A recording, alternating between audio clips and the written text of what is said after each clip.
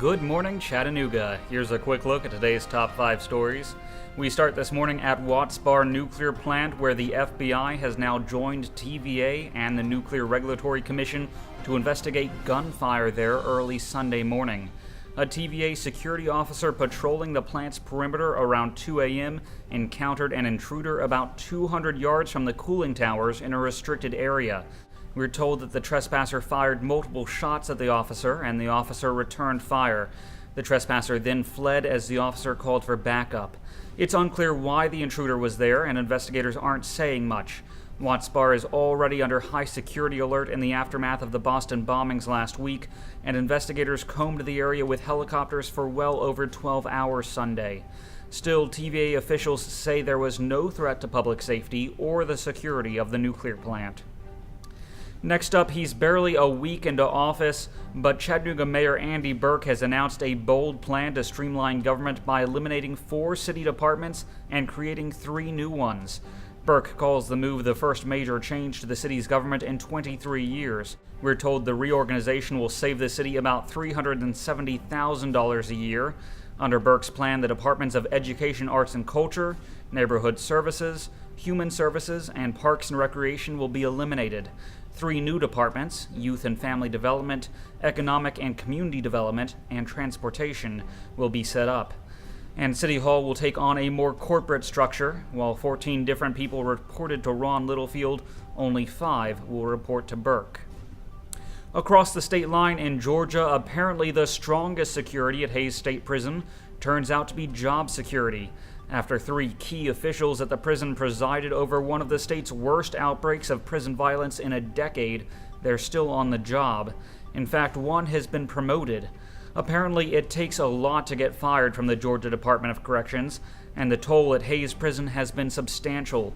Hundreds of thousands of dollars in overtime because of guard shortages, a bill of $1.7 million to fix constantly broken cell doors, gang leaders in control, and 4 dead inmates.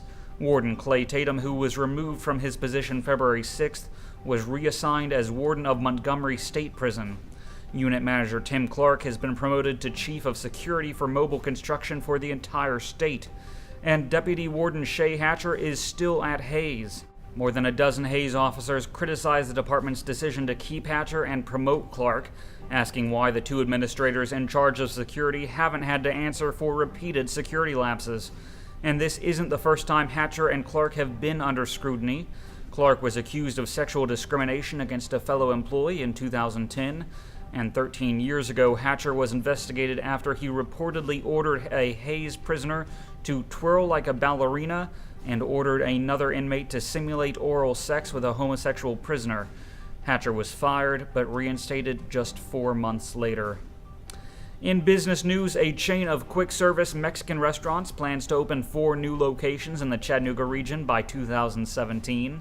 Salsaritas is looking at possible locations in downtown Chattanooga, Cleveland, and Dalton, and aims to open its first new restaurant next spring.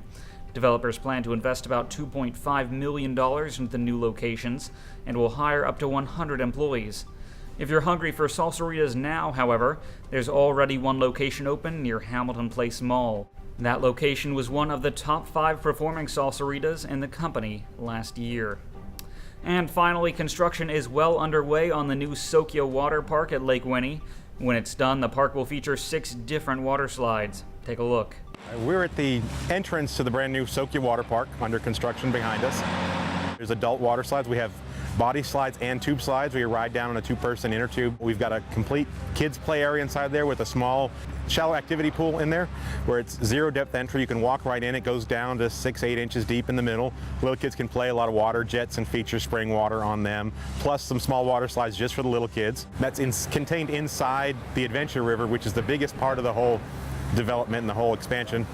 And that Adventure River is 860 feet long, about 14 feet wide.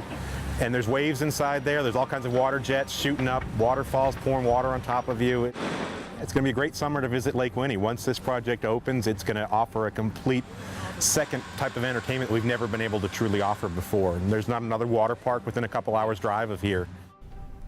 The water park is set to open on May 24th. And today will be sunny with a high temperature near 72 degrees. Tonight will be partly cloudy with a low around 47. I'm Harrison Keeley. For more on these stories and updates throughout the day, follow us on Facebook and visit timesfreepress.com.